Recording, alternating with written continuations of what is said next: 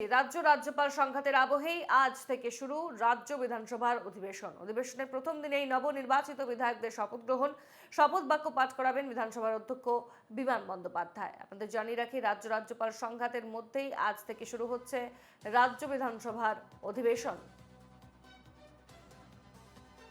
কথা বলবো টেলিফোন লাইনে আমাদের প্রতিনিধি রণজয় মুখোপাধ্যায়। রণজয়, আজ থেকে শুরু হচ্ছে রাজ্য বিধানসভার অধিবেশন, অনেকটাই তাৎপর্যপূর্ণ, কারণ আজকের দিনে নবনির্বাচিত বিধায়কদের শপথ গ্রহণ হবে এবং শপথ বাক্য পাঠ করাচ্ছেন বিধানসভার অধ্যক্ষ বিমান বন্দ্যোপাধ্যায়। কি জানাচ্ছ? অধিবেশন শুরু হচ্ছে, বেশ কিছুদিন এই বর্ষাকালীন অধিবেশন চলবে।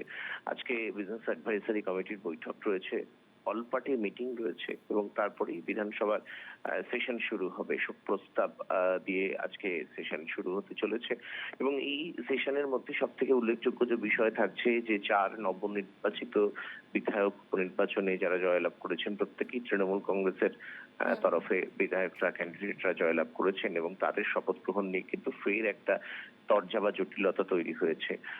বিধানসভার তরফে রাজ্যপালকে চিঠি দিয়ে জানানো হয়েছে অনুমোদনের জন্য তাদের শপথ গ্রহণ স্পিকার করাবেন, কিন্তু সেই অনুমোদন এখনো পর্যন্ত আসেনি এবং এই আবহে বিধানসভার সচিবালয় চাইছে যে কখনো কোনো রকম ভাবে যাতে ডিলে না হয়। তাই এই বিধায়কদের শপথ গ্রহণ রাজ্যপালের সম্মতি যদি না আসে, কনস্টিটিউশন অনুযায়ী, যে সংবিধান অনুযায়ী, বিধানসভার সংবিধান অনুযায়ী স্পিকারের যে ক্ষমতা রয়েছে সেই স্পিকারের ক্ষমতার মাধ্যমেই কিন্তু এই বিধায়কদের শপথ গ্রহণ করানো সম্ভব এবং সেদিকেই নজর রাখছে সম্পূর্ণভাবে সচিবালয়।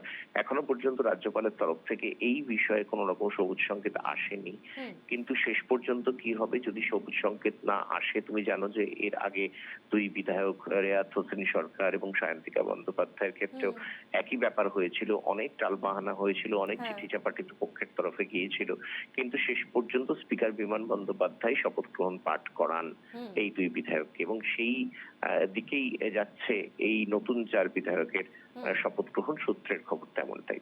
বেশ, ধন্যবাদ রণজয়।